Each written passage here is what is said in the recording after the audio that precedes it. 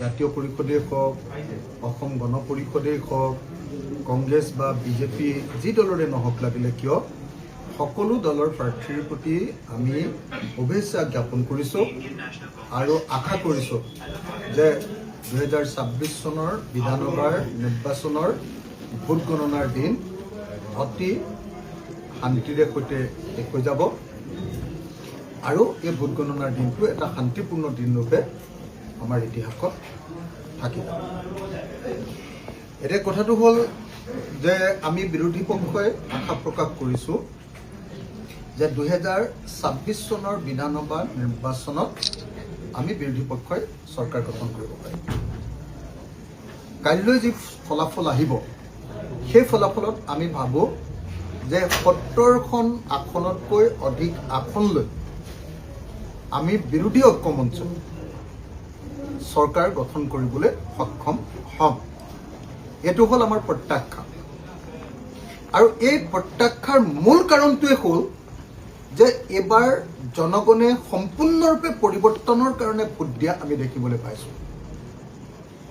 যোৱা সময়খিনিত হোৱা ব্যাপক মূল্যবৃদ্ধি, যোৱা সময়খিনিত হোৱা ব্যৱসায়িক মানুহবিলাকৰ প্ৰত্যেকজন ব্যৱসায়ীৰ ওপৰত পৰা সাংঘাতিক ধৰণৰ নেতিবাচক প্ৰভাৱ, যোৱা 10 বছৰ ধৰি অসমৰ জনগণৰ ওপৰত চৰকাৰখনে কৰা অগণতান্ত্ৰিক হস্তক্ষেপ, গণতন্ত্ৰ হত্যা কৰাৰ ঘটনা, কেৱল আৰু কেৱল হিন্দু মুছলমান কৰি সাম্প্ৰদায়িক ৰাজনীতি কৰাৰ ঘটনাই সমগ্ৰ অসমবাসী ৰাইজক আমুৱাইছিল আৰু তাৰ প্ৰেক্ষাপটতে 2026 চনৰ বিধানসভা নিৰ্বাচনত সমগ্ৰ অসমবাসী ৰাইজে এবাৰ বিজেপিৰ বিৰুদ্ধে ঐক্যবদ্ধভাৱে ভোট দিছে, NDAৰ বিৰুদ্ধে ঐক্যবদ্ধভাৱে ভোট দিছে আৰু সেইকাৰণে আমি নিশ্চিত, ৰাইজৰ দল নিশ্চিত যে 2026 চনৰ বিধানসভা নিৰ্বাচনৰ কালিলৈ ভোট গণনাৰ পাছত কাইলৈ 1 বজাৰ ভিতৰত আমি নিশ্চিত হৈ যাম যে বিৰোধী দলবিলাকৰ চৰকাৰ। আমি আশা কৰোঁ অসমবাসী ৰাইজে কাইলৈ ৰাইজৰ দলৰ যথেষ্ট মৰম দেখুৱাব। আমি শিৱসাগৰত জিকিম বুলিতো ভাবোৱেই, শিৱসাগৰত নিশ্চিতভাৱে জিকিম বুলি মই ভাবোঁ আৰু তদুপৰি গোটেই অসমতে ৰাইজৰ দলে যথেষ্ট পৰিমাণে ভাল ফলাফল দেখুৱাবলৈ সক্ষম হ'ব। কালি সামাজিক মাধ্যমত এটা আপুনি পোষ্ট দিছিলে, আপুনি আৰু আপোনাৰ ব্যক্তিগত সচিব অম্লান গগৈ শিৱসাগৰৰ প্ৰতিজন সচেতন মানুহে জানে যে কুশল দুৱৰীয়ে নিৰ্বাচনৰ সময়ৰ পৰাই যথেষ্ট সন্ত্ৰাস এই শিৱসাগৰত চলাই আহিছে। নিৰ্বাচনৰ গোটেই প্ৰচাৰৰ সময়খিনিত অনবৰতে প্ৰথমবাৰৰ কাৰণে শিৱসাগৰৰ মানুহে এটা সন্ত্ৰাসময় পৰিৱেশ দেখিবলৈ পায়। কৃষক মুক্তি সংগ্ৰাম সমিতিৰ সদৌ অসমৰ সম্পাদকক ইয়াত আক্ৰমণ কৰি আহত কৰি দিয়া হ'ল। মহিলাৰ ওপৰত পুৰুষৰ দ্বাৰা আক্ৰমণ কৰা হ'ল। গোটেই ইলেকশ্যনৰ সময়খিনি, গোটেই ৰাতিখিনি বিজেপিয়ে কুশল দুৱৰীয়ে যি সন্ত্ৰাসময় পৰিৱেশৰ সৃষ্টি কৰিলে সেইটো শিৱসাগৰৰ ইতিহাসৰ প্ৰথম ঘটনাৰূপে পৰিগণিত কৰিছিল।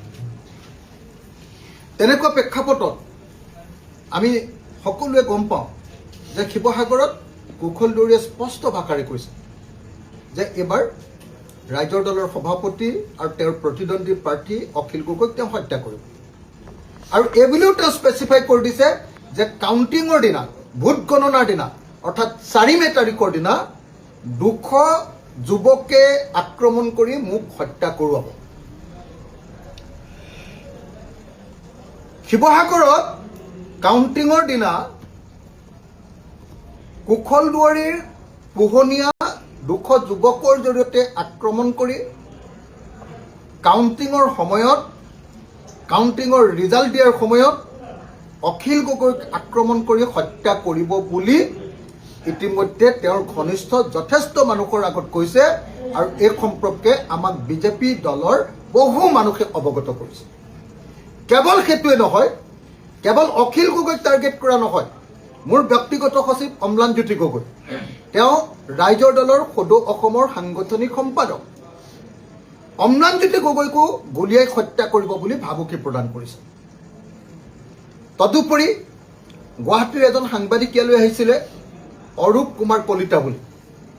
অৰূপ কুমাৰ কলিতাকো গুলিয়াই হত্যা কৰিব বুলি ভাবুকি প্ৰদান কৰা বুলি মই জানিব পাৰিছোঁ। গতিকে কুশল দৌৰীয়ে এটা সন্ত্ৰাসময় পৰিৱেশ সৃষ্টি কৰাৰ কথা আমি সকলোৱে জানো। মই নিজে আপোনালোকক দেখুৱাইছোঁ যে কুশল দৌৰীয়ে অকল আমাৰ শিৱসাগৰতে ৬৯জন মানুহক গুলিয়াই হত্যা কৰিছে। তেওঁ চিৰিয়েল কিলাৰ, তেওঁ অসমৰ ইতিহাসৰ আটাইতকৈ ডাঙৰ গুপ্তঘাতক। সেই গুপ্তঘাতকে অপেনলি ঘোষণা কৰিছে যে এইবাৰ অখিল গগৈক গুলিয়াই হত্যা কৰিব। এইবাৰ অখিল গগৈক যুৱকৰ দ্বাৰা আক্ৰমণ কৰাই হত্যা কৰাব। আৰু এই কথাটোক লৈ মই অসমৰ ডিজিপি, অসম পুলিচৰ DGP, director general of police Harmit সিঙক আৰু এডিজি এছবিৰ কি নাথ কয় হীৰেণ নাথক মই এই সম্পৰ্কে কমপ্লেইন দিলোঁ। কালি তৃতীয়খন কমপ্লেইন দিলোঁ। আৰু তৃতীয়খন কমপ্লেইন দিয়াৰ পাছতো তেওঁলোকৰ পৰা একদম ইনডিফাৰেণ্ট, একদম গুৰুত্ব নিদিয়া, একদম ইনডিফাৰেণ্ট উত্তৰ আহিছে যে তেওঁলোকে মোৰ এনেকুৱা মানে নিৰাপত্তা কিবা বিঘ্নিত হ'ব বুলি তেওঁলোকে নাভাবে। মই তেতিয়া তেওঁলোকক ক'লোঁ যে ঠিক আছে, যদি নহয় ঠিকে আছে, তো খালি পলিটিকেলি বস্তুটো ডিটাৰমাইণ্ড হ'ব নালাগে। আমাৰ কথাটো স্পষ্ট।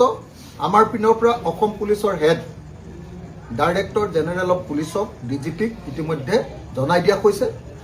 আমাৰ পিনৰ পৰা এছবিৰ হেড এডিজি হীৰেণ নাথক জনাই দিয়া হৈছে। আৰু এই দুয়োজনকে 3বাৰ 3খন কাগজ দিয়াৰ পাছতো যেতিয়া এই সম্পৰ্কে কোনো ব্যৱস্থা গ্ৰহণ নকৰিলে, কালি ৰাতি মই অসমৰ হোম কমিশ্যনাৰ দিগন্ত বৰাকো এই সম্পৰ্কে লিখিতভাৱে অৱগত কৰিছোঁ। আৰু দিগন্ত বৰালৈ মই এডিজি হীৰেণ নাথ আৰু ডিজিপি হৰমিত সিঙলৈ পঠিওৱা আটাইবিলাক চিঠিও পঠিয়াই দিছোঁ। তাৰ পাছত কি ব্যৱস্থা লয় মই নাজানো। এতিয়া অৱশ্যে আজি শিৱসাগৰ যেতিয়া মই আহিছোঁ, তেতিয়া শিৱসাগৰ থানাৰ পৰা 4জন মানুহ আমাৰ ঘৰৰ সন্মুখত মই বহি থকা দেখিছোঁ। কিন্তু মোক এতিয়ালৈকে কোনো ধৰণৰ আনুষ্ঠানিকভাৱে অৱগত কৰা হোৱা নাই, বা মোক কোনো ধৰণৰ আনুষ্ঠানিকভাৱে কোনো PSO দিয়া হোৱা নাই, কোনো ধৰণৰ PSO নতুনকৈ দিয়া হোৱা নাই, বা আনুষ্ঠানিকভাৱে জিলা প্ৰশাসনৰ পিনৰ পৰাও মোক জনোৱা হোৱা নাই, SPৰ পিনৰ পৰাও, বা এডিজি, কালিতো এডিজিয়ে নিদিয়ে বুলি কৈ দিলে মোটামুটি। ডিজিপিয়েও তেওঁ কৈ দিলে যে মই নাজানো, এইটো এডিজি SBয়েহে জানে। গতিকে এতিয়ালৈকে নাজানো। মই আমাৰ পিনৰ পৰা জনাবলগীয়া কথাবিলাক জনাই থৈছোঁ, আৰু পাৰ্টি পিনৰ পৰা ল'বলগীয়া যিবিলাক আমাৰ সাৱধানতামূলক ব্যৱস্থা, সেই ব্যৱস্থাবিলাক আমি গ্ৰহণ কৰিছোঁ।